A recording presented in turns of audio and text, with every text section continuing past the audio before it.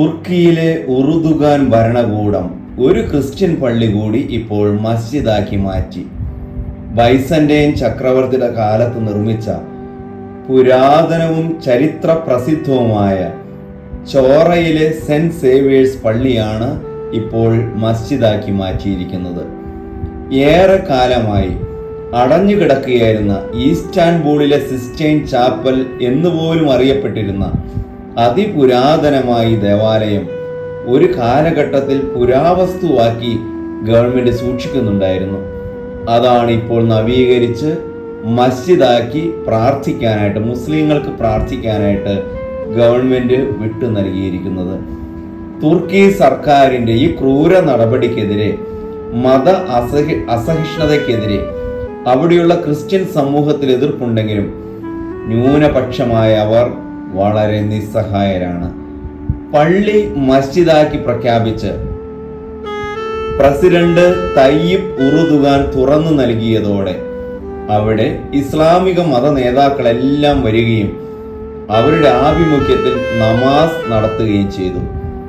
സമീപകാലത്ത് നിരവധി ഓർത്തഡോക്സ് പള്ളികളെ മസ്ജിദുകളാക്കി ഈ മുസ്ലിം ഭരണകൂടം മാറ്റിയിട്ടുണ്ട്.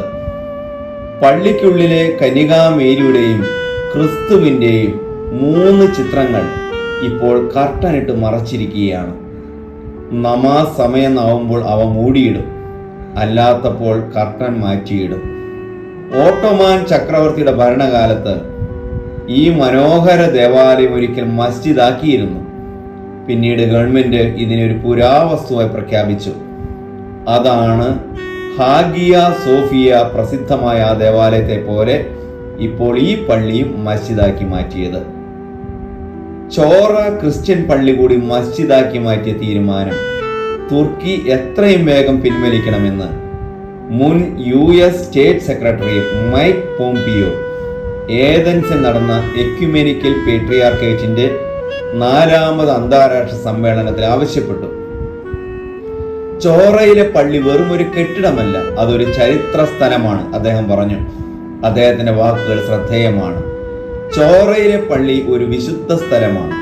തുർക്കിയിലെ ജനങ്ങളെ അവരുടെ വിശ്വാസവും അതിന്റെ വിശുദ്ധ സ്ഥലങ്ങൾ ഉപേക്ഷിക്കാൻ ഭീഷണിപ്പെടുത്തുകയും നിർബന്ധിക്കുകയും ചെയ്യുന്ന പദ്ധതികളുമായി പ്രസിഡന്റ് ഉർദുഗാൻ ഇപ്പോൾ മുമ്പോട്ട് പോവുകയാണ്. മുസ്ലിങ്ങളെ പ്രീതിപ്പെടുത്താനും തന്റെ അധികാരം നിലനിർത്താനുമുള്ള കുൽസിത ബുദ്ധിയാണ് ഇതിന്റെ പുറകിൽ. അതിന്റെ പേരിൽ വിശ്വാസങ്ങൾ ഇല്ലാതാക്കരുത്. യുനെസ്കോയുടെ ലോക പൈതൃക സൈറ്റുകളുടെ പട്ടികയിൽ സ്ഥാനം പിടിച്ച ഒരു ദേവാലയമാണ് പുരാതനമായി പള്ളി. അതിന് സങ്കല്പിക്കാനാവാത്ത മൂല്യമുണ്ട്. അത് അശുദ്ധമാക്കപ്പെടാൻ ഒരു കാരണവുമില്ല, അദ്ദേഹം പറയുകയുണ്ടായി.